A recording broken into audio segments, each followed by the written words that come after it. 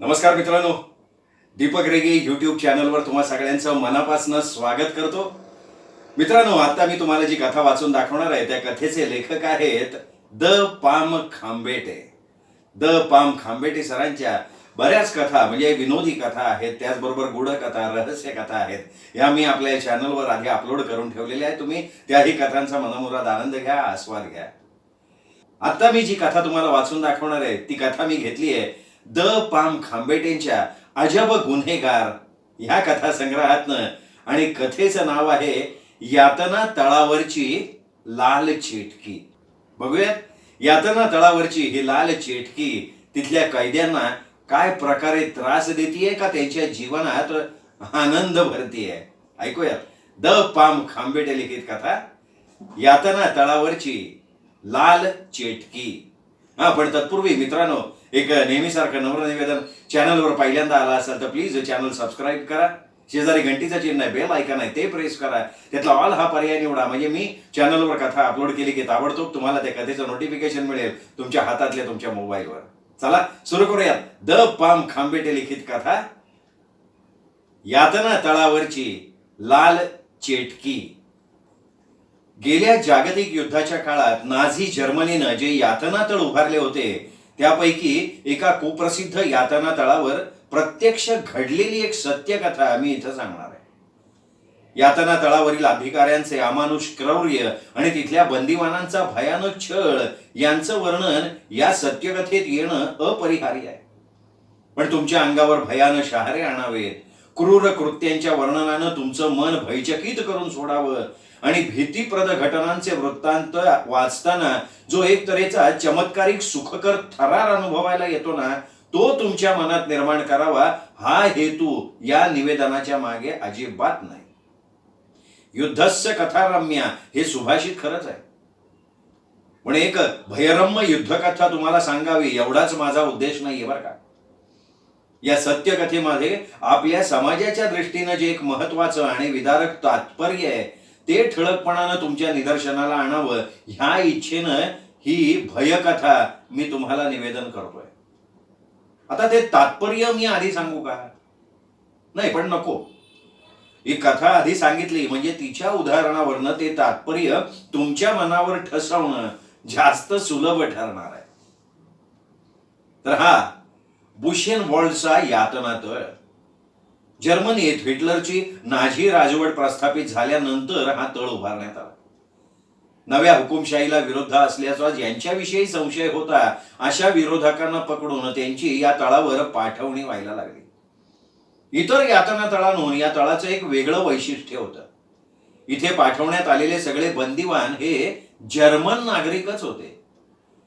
हिटलरच्या नाझींनी केवळ यहुद्यांचा, युद्धबांध्यांचा किंवा जर्मनेतर कैद्यांचा छळ केला असं नाही, नाझी राजवटीला विरोध करणाऱ्या जर्मन नागरिकांचा सुद्धा त्यांनी तितकाच अमानुष छळ केला होता. पुढे युद्ध समाप्तीनंतर न्यूरमबर्ग इथे युद्ध गुन्हेगारांवर जे खटले भरण्यात आले त्यापैकी एका खटल्यात बुशेनवॉल्ड इथल्या तळावर घडलेल्या एका भयथरारक घटनेचा वृत्तांत काही साक्षीदारांनी निवेदन केला होता आणि तो पुराव्यानिशी शाबित सुद्धा झालेला होता. एक दिवशी तळावरचे कैदी विश्रांतीसाठी सुटले होते. थकलेल्या देहानं, हताश मनानं आणि भकास मुद्रेनं ते तळावरच्या पटांगणात इकडे तिकडे हळूहळू फिरत होते. इतक्यात घोड्याच्या टापांचा आवाज ऐकू आला. तळाच्या बाहेर सभोवारच्या परिसरात एक दाट जंगल होतं. त्या जंगलातनं हा आवाज येत होता. कैद्यांच्या नजरा त्या आवाजाच्या दिशेला वळाल्या. थोड्याच वेळा जंगलामधनं एक घोडा बाहेर आला आणि तळाच्या प्रांगणात शिरला. चौखूर दौड करत असलेल्या त्या घोड्याच्या दोन्ही बाजूंनी दोन शिकारी कुत्रे लळलळत्या जिभांनी धावत होते. तळावर शिरताच त्या घोड्याचा वेग जरा कमी झाला. सोनेरी केसांची, देखण्या मुद्रेची आणि स्थूलसर देहाची एक तरुण स्त्री त्या घोड्यावर बसलेली होती. सगळे बंदिवान डोळे विस्फारून चकित दृष्टीनं त्या स्त्रीकडे बघतच राहिले. ती स्त्री पूर्णतः नग्न होती. हिच्या अंगावर बोडभर सुद्धा वस्त्र नव्हतं. त्या स्त्रीनंही कैद्यांकडे नजर फेकली. टप टप टप आवाज करत घोडा पटांगणाच्या बाजूने पुढे गेला आणि तळा पलीकडे असलेल्या एका टुमदार बंगल्याच्या आवारात शिरला. हळूहळू दिसेनाशा होणाऱ्या तिच्या पाठमोऱ्या आकृतीकडे ते बंदिवान भयविस्मित दृष्टीनं बघतच राहिले. 20-25 मिनिटं गेली आणि ती स्त्री तळावर परत आली. यावेळी तिने परिपूर्ण नाझी गणवेश धारण केलेला होता. तिच्याबरोबर 2 पहारेकरी सुद्धा होते. त्यांच्या कंबरपट्ट्यांना पिस्तूल लटकावलेली होती आणि हातात चांबडी वाद्यांचे चाबूक होते. त्या पहारेकऱ्यांसह ती तळावरच्या कैद्यांच्या घोळक्यांमधनं फिरली आणि निरनिराळ्या घोळक्यांमधल्या 3 बंदिवानांच्याकडे तिने बोट दाखवलं. हे 3 कैदी या तळावर नुकतेच आलेले होते. अजून त्यांच्या अंगावर मांस होतं. इतर कैद्यांप्रमाणे अजून त्यांच्या देहांचे अस्थिपंजर काही बनलेले नव्हते. पहारेकऱ्यांनी या 3 कैद्यांची मानगूट पकडली आणि त्यांना ढकलत ढकलत पटांगणाच्या मध्यभागी नेऊन उभं केलं. ती स्त्री त्या बंदिवानांच्या सभोवार फिरली आणि नंतर त्यांच्या समोर जाऊन उभी राहिली. तुम्हाला आता ठार करण्यात येणार आहे. ती स्त्री किंचाळली. तिचे ते संतप्त उद्गार पटांगणात घुमले. या 3 कैद्यांना कशासाठी पकडून बाजूला काढलंय हे बघण्यासाठी पटांगणाच्या कडेला उभे राहिलेले कैदी हे उद्गार ऐकून चकित झाले. तिच्या समोर उभ्या असलेल्या त्या 3 भयभीत कैद्यांचे तर तिच्या ह्या उद्गारांनी एकदम धाबच दाणाडलं. हादरल्यागत होऊन ते तिच्याकडे भयचकित नजरेनं बघायला लागले. त्यांच्यातल्या एका कैद्यानं जीवाचा धडा करून अस्फुट स्वरात तिला विचारलं, पण भाईसाहेब, आमचा एवढा गुन्हा तरी काय झालाय? कशासाठी तुम्ही आम्हाला ठार मारणार? त्या कैद्यानं हा प्रश्न विचारला मात्र. भाईसाहेबांना उलटून बोलतोस असं म्हणत एका पहारेकऱ्यानं त्या कैद्याच्या तोंडावर धाडकन ठोसा लगावला. तो कैदी झिडपेडला, त्याचे पाय लटपटले आणि तो एकदम कोसळून खाली गुडघ्यांवरच आदळला. आदल्या रात्री पाऊस पडला होता. जमीन चिखलानं राड झालेली होती. तो कैदी धाडकन पडल्यामुळे पाण्याची एक लहानशी चिळकांडी उडाली आणि दुसऱ्या पहारेकऱ्याच्या पायावर पडली. चकचकीत पॉलिश केलेले त्याचे बूट खराब झाले हे बघताच त्यानं संतापानं त्या कैद्याच्या कुशीत एकामागून एक सणसणीत लाथा घातल्या. तो कैदी वेदनांनी कळवळला, किंकाळ्या मारायला लागला आणि कुशीतला मार असह्य होऊन तो जमिनीवर बेशुद्ध होऊन पडला. ती स्त्री स्मितमुखानं ते दृश्य बघत राहिली. नंतर त्या दुसऱ्या 2 कैद्यांकडे वळून काढली. तुमचा कोणता गुन्हा होता म्हणून तुम्हाला ठार मारणार हे तुम्हाला ऐकायचं आहे का? सांगते. मी मगाशी घोड्यावरून तळावर परतले तेव्हा तुम्ही तिघांनी माझा अपमान केला, उपमर्द केला, विनयभंग केला. अपमान, उपमर्द, विनयभंग, तो कसा काय? हे दोन्हीही कैदी विस्मयानं गोंधळून गेले अगदी. पण हा प्रश्न विचारण्याची सोय नव्हती. तसा प्रश्न विचारला तर काय होईल हे त्यांना आत्ताच कळून चुकलं होतं. ते दोघे जण त्यामुळे भयविस्फारित नेत्रांनी तिच्याकडे नुसते बघत राहिले. ही स्त्री पुढे म्हणाली, तुम्ही तिघे जण त्यावेळी माझ्याकडे लघळ दृष्टीनं बघत होतात. कामुक नजरेनं मला निहाळत होतात. मला भोगण्याची दुष्ट लालसा तुमच्या पापी नजरेत मला स्पष्ट दिसली होती. प्रत्यक्ष नसला तरी वासनामय दृष्टीनं तुम्ही माझ्यावर बलात्कार केलेला होता. बलात्काराच्या गुन्ह्याला कोणती सजा आहे हे माहिती आहे ना तुम्हाला? या अपराधाला सजा एकच आणि ती म्हणजे देहांताची. काय समजलात? बोलता बोलता तिचा आवाज अधिकाधिक कर्कश होत गेला होता. डोळ्यातनं जणू ठिणग्या पडू लागल्या होत्या. तिने पहारेकऱ्यांना खूण केली आणि स्वतः जरा मागे सरकून उभी राहिली. त्या पहारेकऱ्यांनी चाबकाचे फटकारे, मुठींचे ठोसे, लाथ्यांचे तडाखे यांनी त्या 3 अभागी कैद्यांना ठोकून काढायला सुरुवात केली. काही मिनिटात 2 कैदी त्या भयंकर मारपिटीनं मरणच पावले. 3रा कैदी अजून जिवंत होता. कणत विवळत जमिनीवर पडला होता. त्याच्या पोटात लाथ घालण्यासाठी एका पहारेकऱ्यानं पाय उचलला तेवढ्यात ती स्त्री ओरडली, थांब. त्याला तसा मारू नकोस. पारेकऱ्यानं पाय खाली केला. ती स्त्री हसली आणि म्हणाली, तो बघ पलीकडे तिथं पाण्याचं लहानसं डबकं साचलंय ना, ह्याला त्या पाण्यात नेऊन बुडव. पहारेकऱ्यांनी त्या कैद्याला आडदाड हातांनी उचललं आणि त्या डबक्यात नेऊन टाकलं. मग एकानं त्याची मानगूट पकडून त्याचं तोंड पाण्यात बुडवून दाबून धरलं. तो कैदी तडफडायला लागला. तोंड वर उचलण्याची धडपड करायला लागला, पण पहारेकऱ्यांनी त्याचा हा आकांताचा प्रयास यशस्वी नाही होऊ दिला. 2 विधभर पाण्यात बुडवून घुसमटून हातपाय झाडत असताना त्या कैद्याचा प्राण निघून गेला. बलात्कार केल्याच्या गुन्ह्याखातर ज्या स्त्रीनं त्या कैद्यांना असं देहांत शासन दिलं ना, त्या स्त्रीचं नाव होतं इल्से कॉक. बुशेनवॉल्ड यातना तळावरच्या प्रमुखाची ती बायको, 2 मुलांची आई. आई आई आणि इतकी अमानुष, निर्दयी, इतकी भयंकर छळप्रेमी, इतकी भयानक हिंस्त्र. हे असे प्रश्न मनात येऊन तुमच्या अंतःकरणात सभय आश्चर्य दाटून आलं असेल. पण विशिष्ट परिस्थितीत अशा प्रकारचे हिंस्त्र स्त्री पुरुष मोठ्या संख्येनं निर्माण व्हायला लागतात. आपल्याकडे सुद्धा अशा प्रकारचे स्त्री पुरुष निर्माण व्हावेत अशी परिस्थिती तयार करण्यात येऊ लागली आहे. कारण नाही, मी मध्येच तात्पर्य सांगायला लागलो की, पण इल्से कॉकचं जीवनचरित्र आधी तुम्हाला सांगायला पाहिजे. एका गरीब घराण्यात इल्से कॉकचा जन्म झाला. 15व्या वर्षी ती ड्रेसडेन इथं एका सिगरेट कारखान्यात काम करायला लागली. कित्येक वर्ष तिने त्या कारखान्यात श्रमाचं काम केलं. तिचं व्यक्तिमत्व आकर्षक, हास्यमोहक, बांधा उफाड्याचा. 15व्या वर्षी ती 18-19 वर्षाची दिसत असे. अनेक तरुण तिच्यावर लुब्ध झाले होते आणि तिनंही आपल्या निकटच्या सहवासाचा त्यांना लाभ दिला होता. पण कोणत्याही तरुणाशी तिने आपला परिचय प्रमाणाबाहेर वाढू नाही दिला. लग्न करून संसार करण्याची तिची इच्छा होती. पण लग्न केलं तर ते एखाद्या धनिक आणि वजनदार पुरुषाची, असा तिने मनाशी निश्चय सुद्धा करून ठेवला होता. लहानपणी भोगलेले दारिद्र्याचे हाल ती विसरलेली नव्हती. अनेक तरुण तिच्या आयुष्यात आले आणि गेले. 25शी उलटली, पण तिला मनाजोगता तरुण अद्याप सापडला नव्हता. जर्मनीत नाझी पक्षाचा जोर वाढायला लागला होता. हिटलर युवक संघटना स्थापन झाली होती आणि सहस्रावधी तरुण तरुणींनी उत्साहानं या संघटनेत प्रवेश केला होता.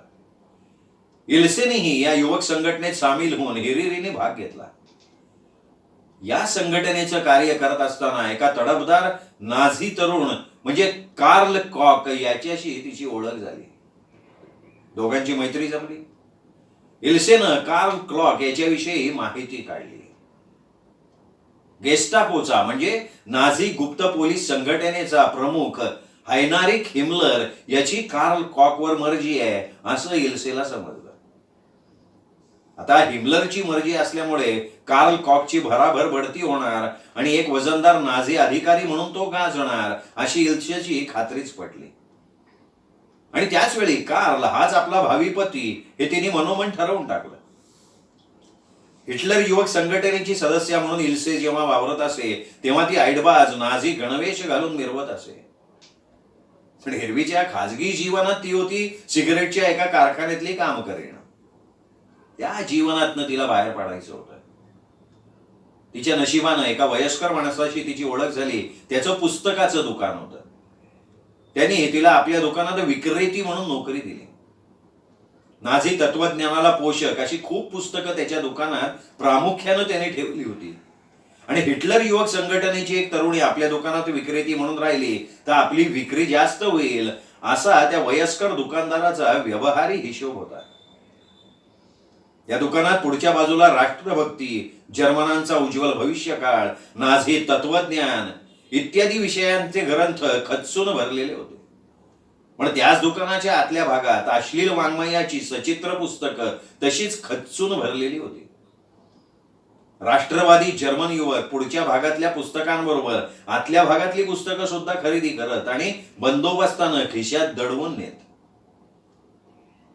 इल्सेनी ती पुस्तकं बघितली आणि हव्यासानं वाचूनही काढली. मालकाने या वाचनात तिला उत्तेजन दिलं आणि कित्येक वेळा तिला न समजणारा भाग त्यांनी तिला सप्रयोग समजावून दिला.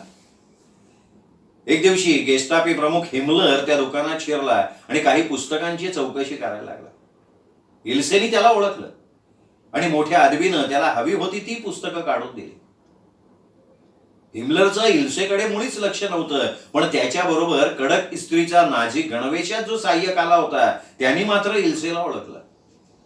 हिमलर पुस्तकं चाळून बघत असताना तो सहाय्यक इल्सेकडे गेला आणि त्यांनी हाक मारली, इल्से. कार्ल, कुठे होतास तू इतके दिवस? इल्से पुटपुटली. मग सांगतो, असं म्हणून कार्ल कॉक हिमलरच्या शेजारी जाऊन उभा राहिला. हिमलर परत जायला निघाला तेव्हा कार्ल कॉकनं त्याची इल्सेशी ओळख करून दिली. हिमलरनं स्मितमुखानं मान डोलवली आणि तो दुकानातनं बाहेर पडला. त्याच दिवशी संध्याकाळी कार्ल पुन्हा दुकानात आला आणि त्यानं इल्सेला म्हटलं की तुला हिमलरचा एक निरोप आहे. मला? इल्सेला आश्चर्यच वाटलं. ती म्हणाली, मला हिमलरचा निरोप आहे? काय? त्यावर क्लार्क म्हणाला की उद्या त्यानं एक खानपान समारंभ आयोजित केलाय, त्याचं त्यांनी तुला निमंत्रण दिलंय आणि तुला घेऊन यायला सांगितलंय मला. दुसऱ्या दिवशी इल्से त्या समारंभाला गेली. तिथे तिला एक महत्वाची गोष्ट कळली. बुशेनवॉल यातना तळावरचा कमांडंट म्हणून कार्ल कॉकची हिमलरनं नेमणूक केली होती आणि लवकरच तो त्या तळावर रुजू होणार होता. 4 दिवसांनी कार्लनं इल्सेला लग्नाची मागणी घातली. 1937 सालात त्यांचं लग्नही झालं. इल्सेची मनीषा पूर्ण झाली. आपली इच्छा पुरी होण्यास हिमलर कारणीभूत झाला होता हे तिला मागावून समजलं.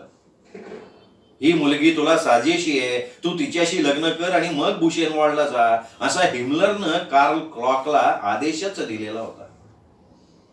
हे नवविवाहित जोडपं बुशेनवॉलच्या यातना तळावर येऊन एका सुसज्ज बंगल्यात राहायला लागलं. बंगला सगळ्या प्रकारच्या सुखसोयींनी परिपूर्ण सजवलेला होता. बंगल्याच्या भोवती एक विस्तीर्ण उद्यान होतं आणि एकंदर परिसर वृक्षराजींनी वेढलेला सुशोभित असा होता. लहानपणी दारिद्र्य आणि उपासमार यांनी गांजलेली इल्से आता सुख समृद्धीत लोळायला लागली.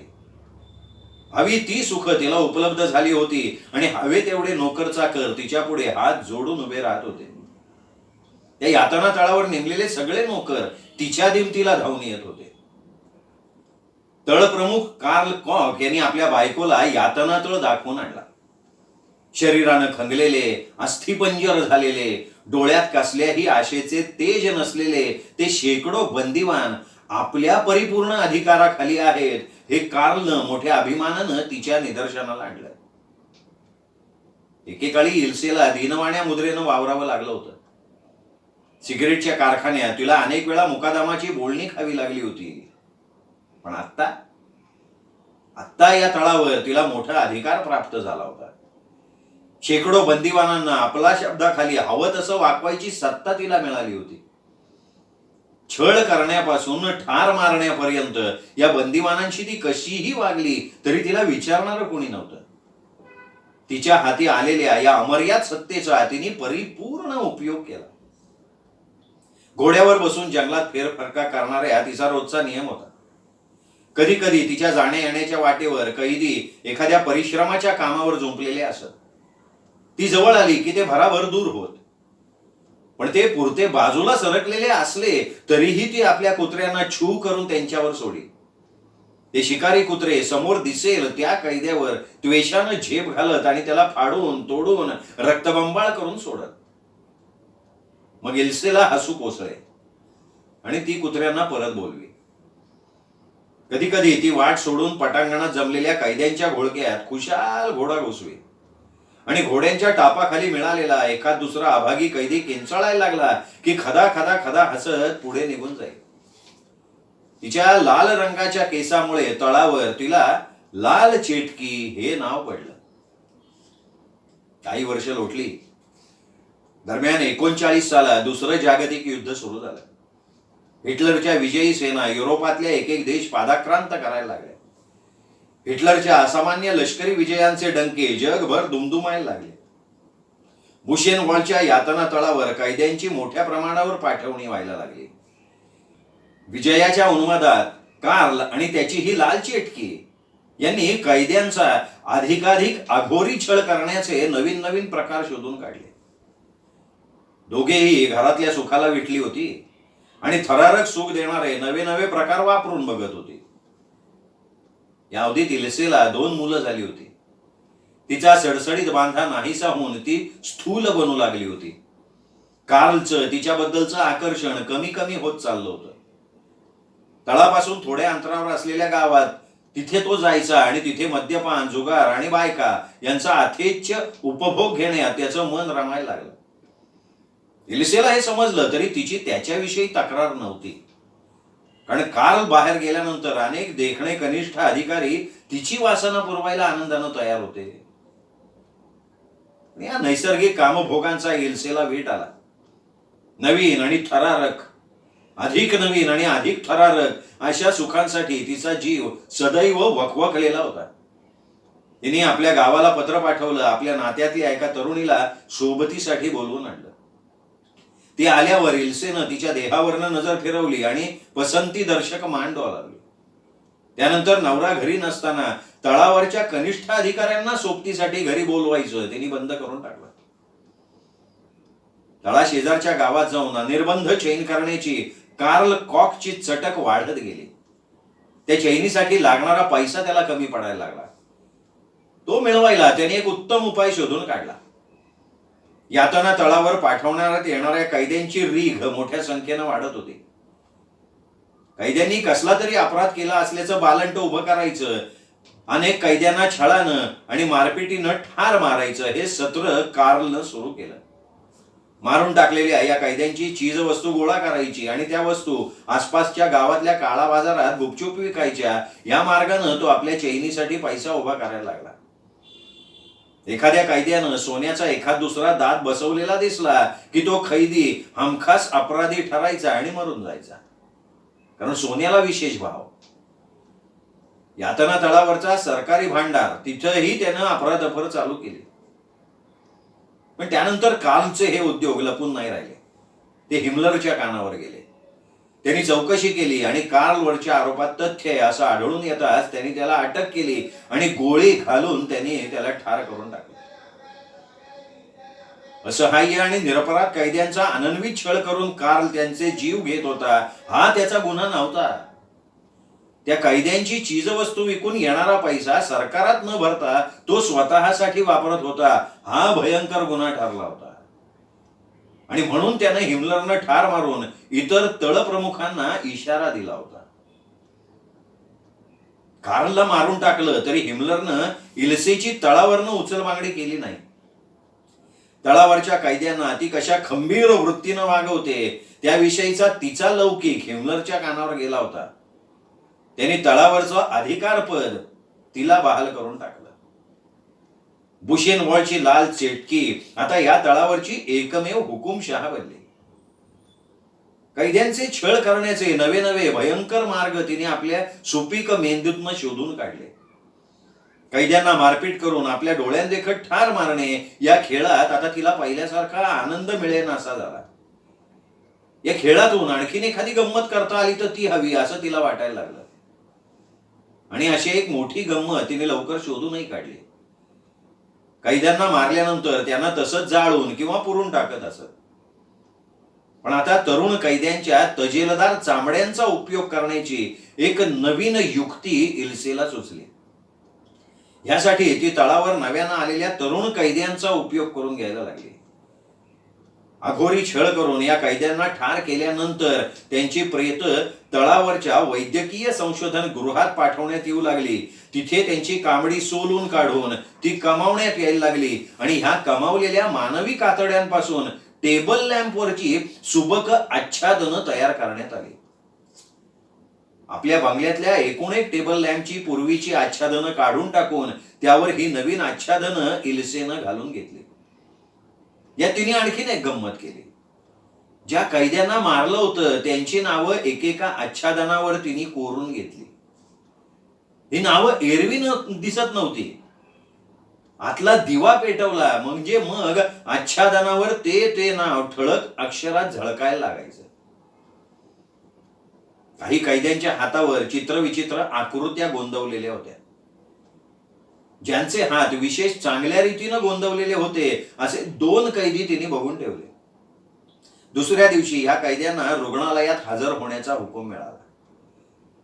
त्या कैद्यांना वाटलं की आपण आजारी आहोत म्हणून औषधं पाण्यासाठी आपल्याला रुग्णालयात पाठवताय. पण ते तिकडे गेल्यानंतर प्राणघातकी इंजेक्शन देऊन त्यांना ठार मारण्यात आलं आणि त्यांच्या हातावरचं गोंदवलेलं कातडं हळुवारपणे सोलून काढण्यात आलं. त्या गोंदवलेल्या कातड्याचे सुरेख पट्टे बनवण्यात आले. मानवी चामड्यांच्या लॅम्पशेडला या गोंदलेल्या चामड्याच्या पट्ट्याचे काठ लावले म्हणजे मग ती आच्छादनं विशेष शोभिवंत दिसत असत. अशा रीतीने बंगला सजल्यावर काही चामडं शिल्लक उरलं. याचं काय करायचं असं त्यांनी तिला विचारलं. तिने क्षणभर विचार केला. तिला एकदम छानशी कल्पना सुचली. ती म्हणाली, तिने हात पुढे केले आणि म्हणाली, चामडं शिल्लक उरलंय ना, मग माझ्या हाताचे सुबक हातमोजे तयार करून द्या त्या मापाचे मला. झालं, चामड्याचा उपयोग संपला. मग आता इल्सेकडे नव्या नव्या कल्पनांची उणीव नव्हती. तिने रसायनशास्त्रज्ञांना संशोधनाची एक नवी दिशा सुचवली आणि आपल्या लाडक्या मुलांसाठी 2 खेळणी तयार करायला सांगितली.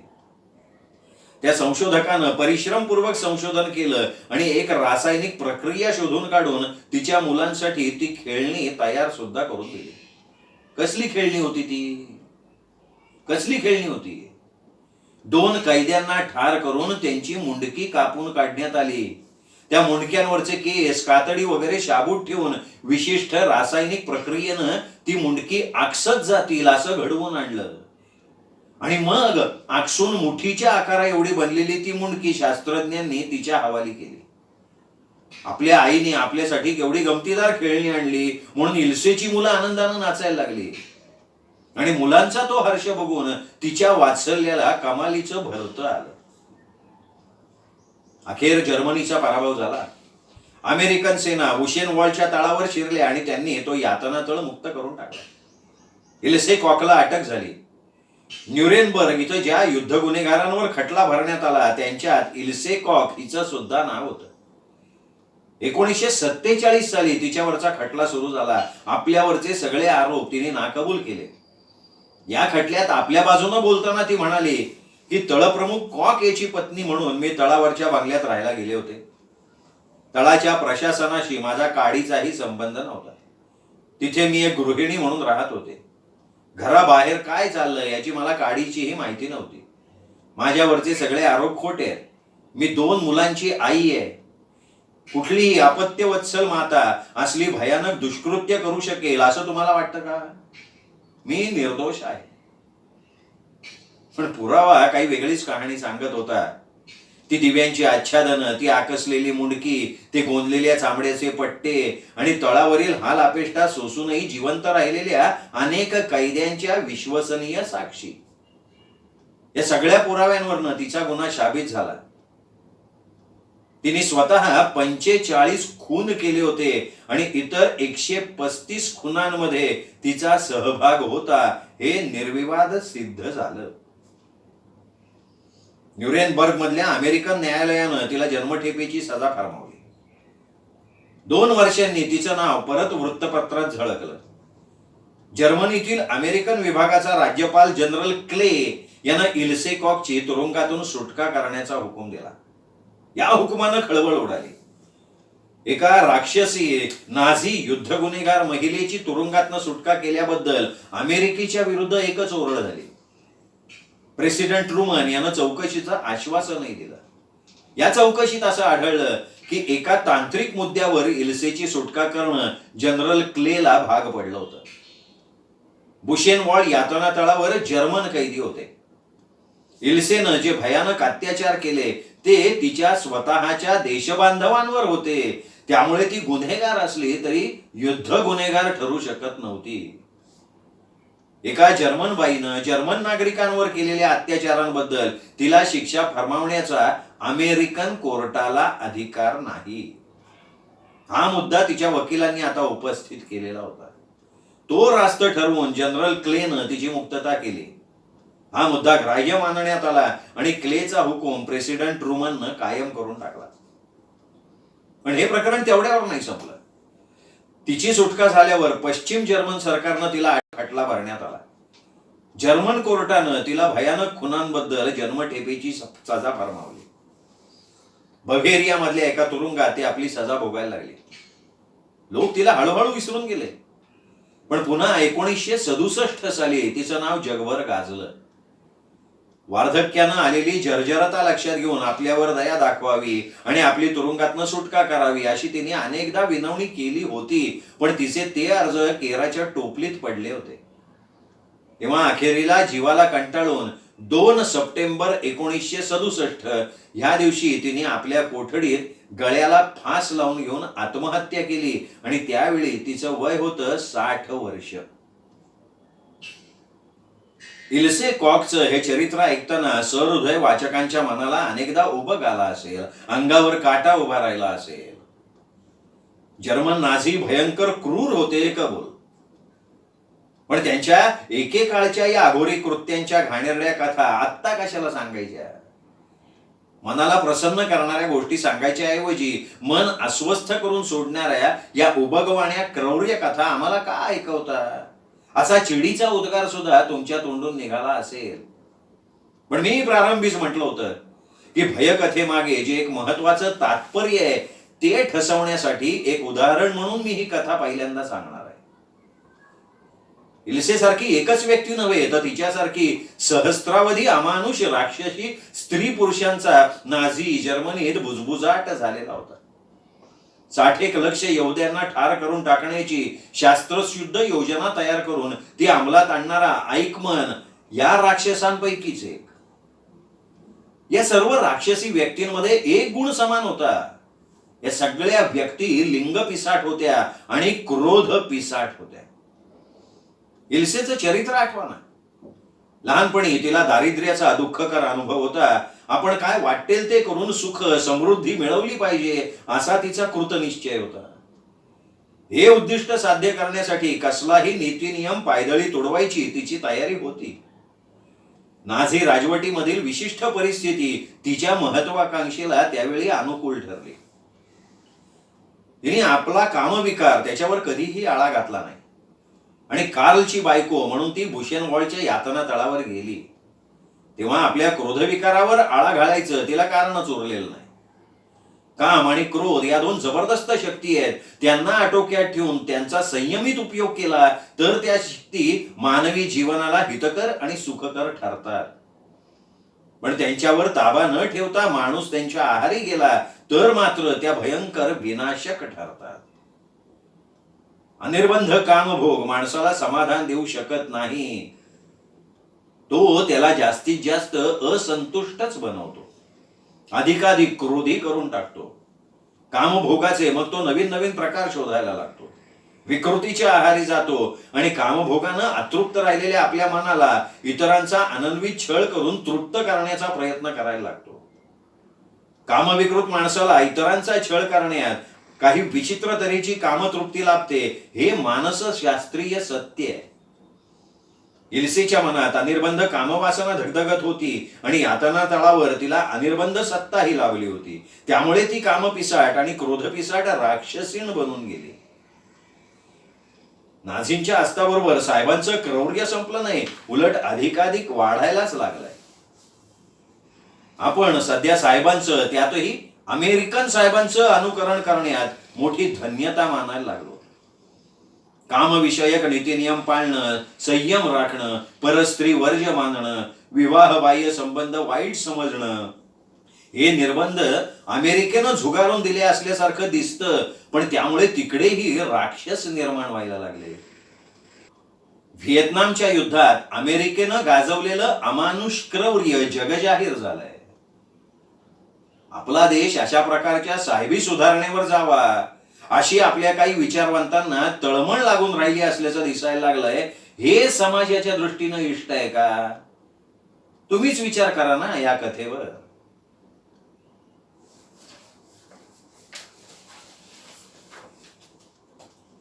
मित्रांनो, कशी वाटली कथा यातना तळावरची चेटकीण?